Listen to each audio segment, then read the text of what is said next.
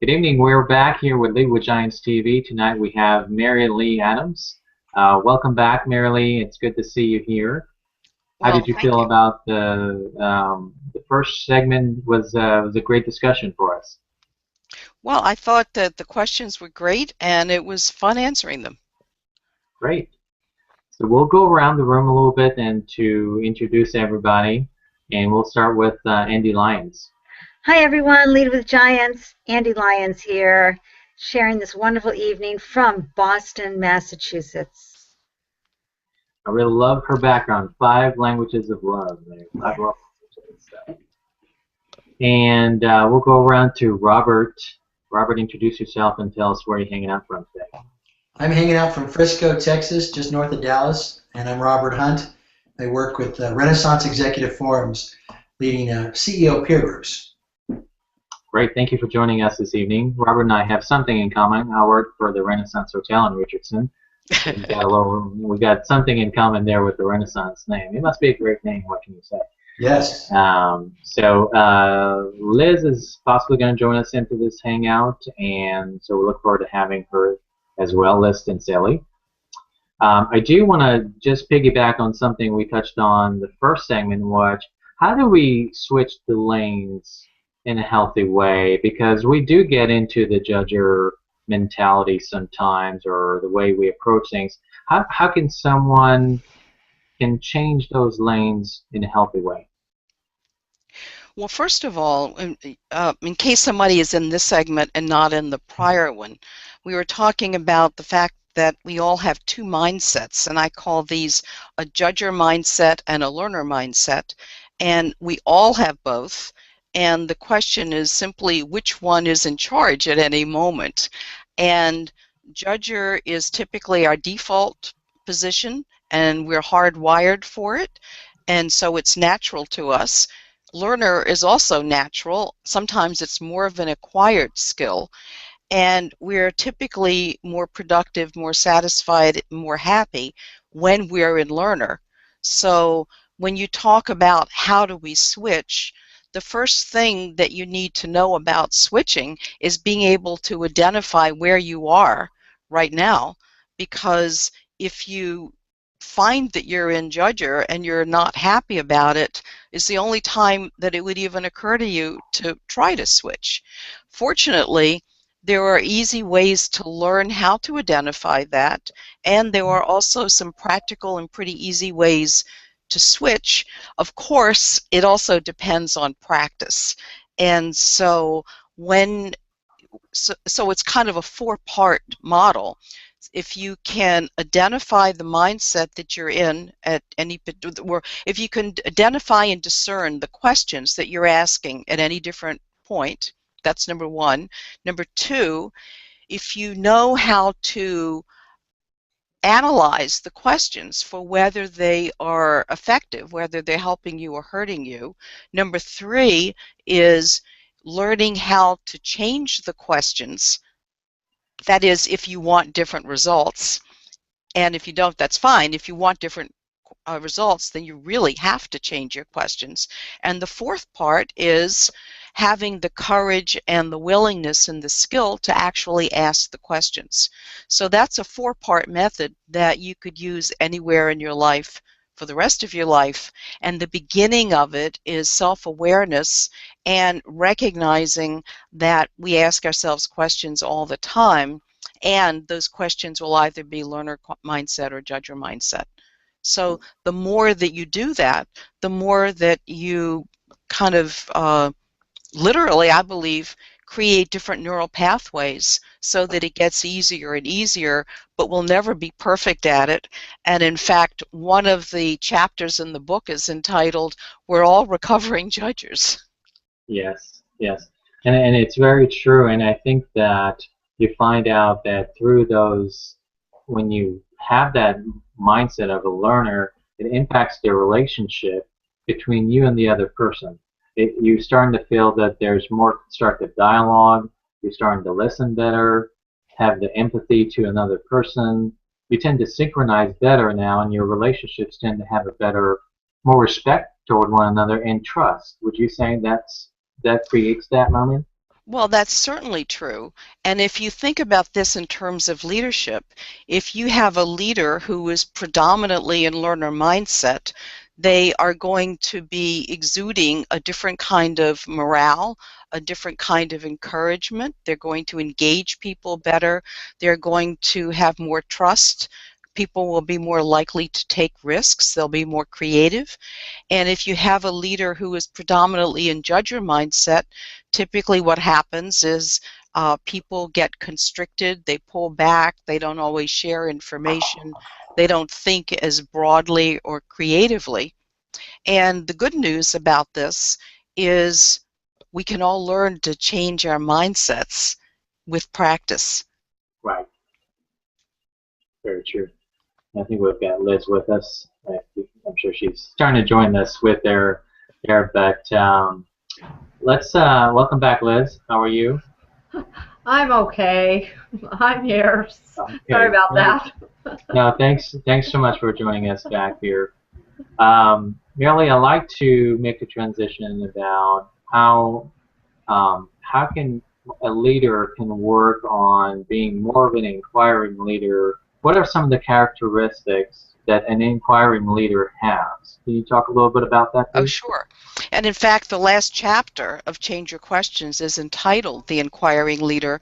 And I mentioned in the last segment that I teach leadership in the School of Public Affairs at American University, and I speak about it all over the place, including last year in Singapore and Malaysia and China, which was great fun. So the characteristics of an inquiring leader, so imagine that this is a leader who is leading from learner mindset. And that means that they have the ability to self-regulate, to get themselves into that mindset. And they lead individuals, they lead teams, they lead formal and informal conversations and meetings predominantly in learner mindset. They also encourage everybody else to ask questions, and they model asking questions, and they have practices that they use, because it's not enough to have a change of thinking. You also have to have practices that people can do together over time if you want to have changes that are positive and that sustain themselves. And it's very clear that having what I call a culture of inquiry is going to lead to a very different set of results and moods and experiences. And one of the pieces of evidence about that is at NASA, with some of the major disasters they've had, and of course they've done major debriefs afterwards, and they said the lack of a culture of inquiry was directly implicated in some of those major accidents. And I have some sayings that I use with leaders when I'm teaching. One is, great results begin with great questions. But the other is, every question missed is a potential crisis waiting to happen. And a lot of people identify with that, because if you take any problem or crisis that has occurred, you can kind of reverse engineer it and discover, if you're open-minded about it, what questions were not asked, the not asking of which led to the choices that led to whatever that problem was.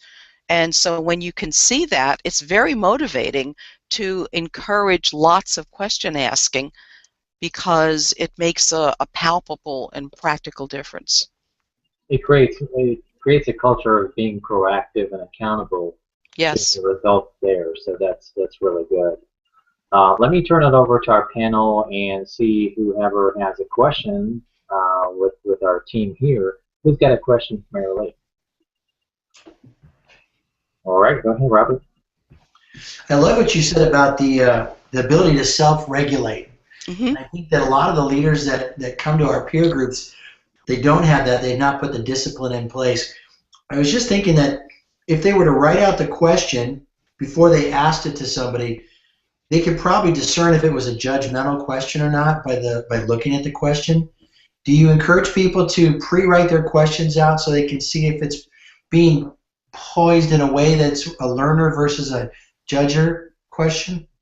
Well, that would be one technique. I think that there's something that's important before that, and that is teaching the self-awareness of what mindset you're in. And of course, that goes with emotional intelligence. And there are 4 pillars of emotional intelligence: self-awareness, self-regulation or self-management, awareness of others, and social skills. And if your viewers could see the choice map, you could see that if you can ask yourself, am I in judger? That's a high level of self-awareness. And then switching questions are actually the operational heart of that kind of self-regulation, self-management.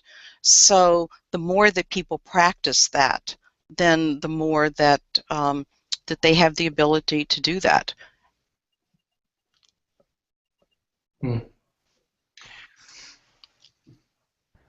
All right. I don't think it's hard to do, by the way. You know, when you said, Robert, that people don't do that, I think partly the reason is they may know it's important, but if they don't have a practical method to do it, then they're missing the how-to that would really be most helpful to them. And that's what the choice map and switching questions provide for people, particularly when they practice it over time. One of the benefits of when we get together as a group is that they'll ask a question. I need to figure out, I'm going to fire my CFO. I've got problems with him. And I'll figure out the best way to fire him. And then the people will start asking questions because of what you taught me when I learned about Q-storming in the past. And they've learned to Q-storm with the person who's posing the question. And it ultimately will change it. It's really not about firing a CFO. It's about, why are you so frustrated with your finances when you continue to make bad choices as a leader? And they can repose the question and take it off of the anger and frustration of the CFO and really put it back to the leader, saying, well, you've not made wise choices and now it's tough for you to own up to it. And that kind of awareness that they're not self-aware, that they're judging, they're frustrated and they're angry and they want to point at somebody else. But having a group of people who can help you be aware that this is really your issue. When we Q-storm, we come to what the real issue is. I think having a group of people who can be around you until you become self-aware or ability to regulate is a very powerful tool. Well, I use this material a lot in working with teams and with projects, and also in action learning. But I have to say, given the example you just said, I probably would do something different than what you were just describing. So if somebody said, I'm angry at X for Y, and I want to do Z, I would probably step back and say, what are your goals in doing that? And what has led to that situation? Because we're very trigger happy when it comes to coming to answers. We're pretty addicted to answers, and you can get people in a ready, fire, aim rather than ready, aim, fire. Mm-hmm. And so I think if you don't step back and ask those kinds of thoughtful, reflective questions, then first of all, you may not get as good a result with that particular situation. And secondly, you're not teaching that person a different way of thinking that they can use in other situations in the future. And to me, that's really important. Wow, that's really amazing. It's hanging on the mystery of the question and not wanting to be, as you just said, so trigger happy, Mary Lee. I think that's something we just don't do as a society, let alone in our workplace. Is just say, well, that's a good question. I want to be with that. I'm sorry, you've got 5 minutes to be with that question. Could you hurry it up?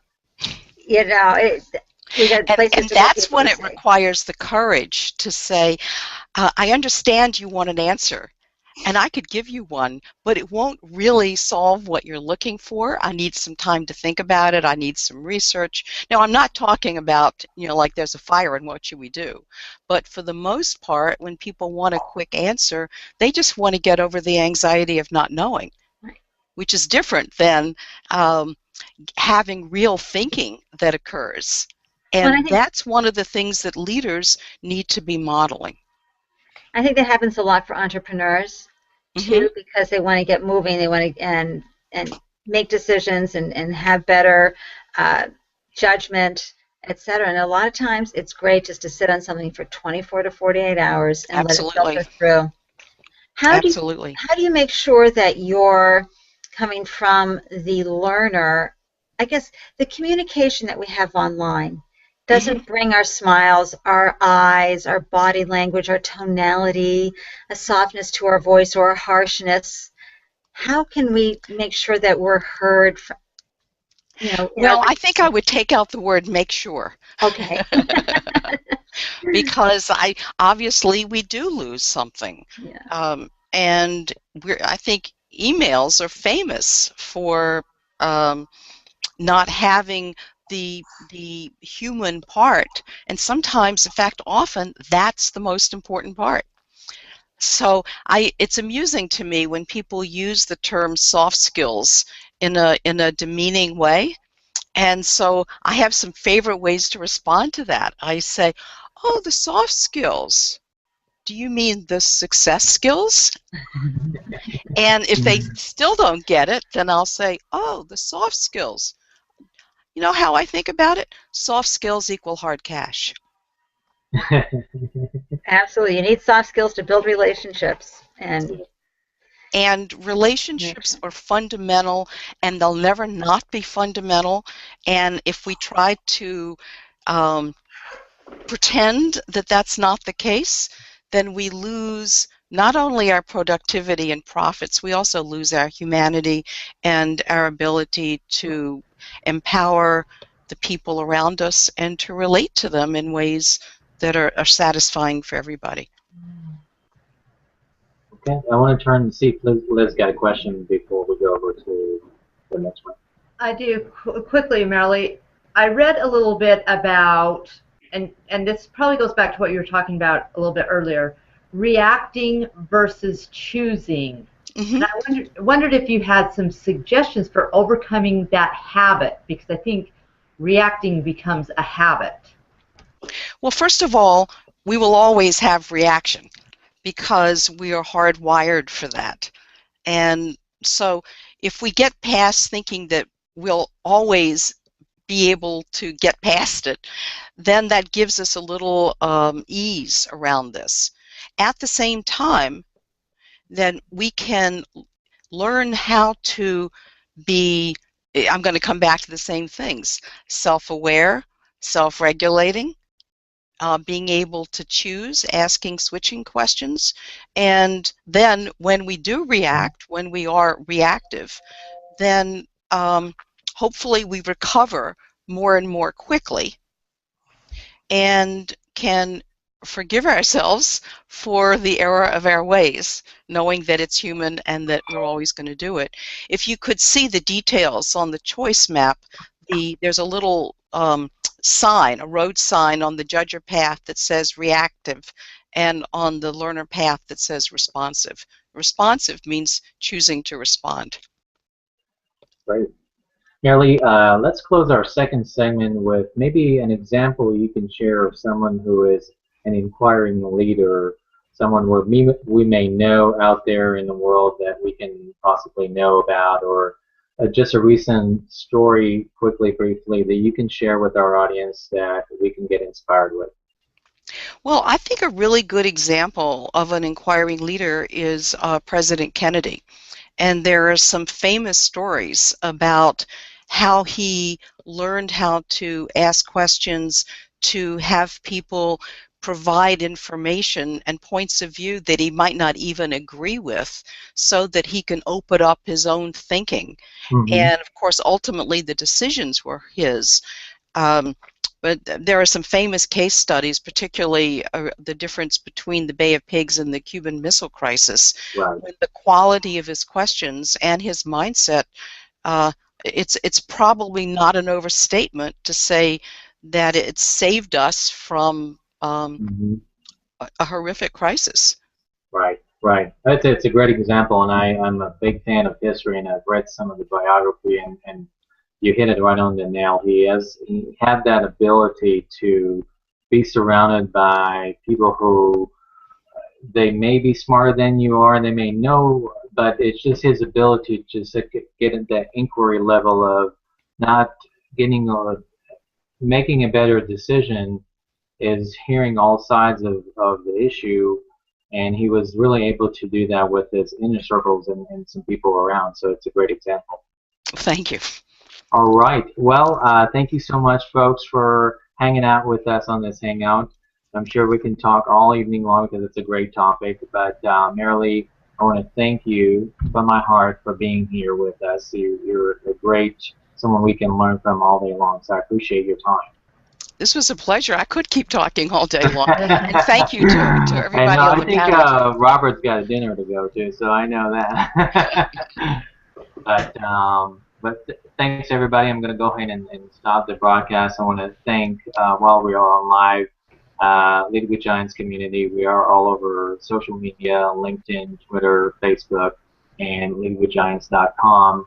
Andy, thank you so much for being with us. We're really excited every time you're here. And Liz and Robert and Marilee. So thank you guys for being with us. Thank you. Thank you.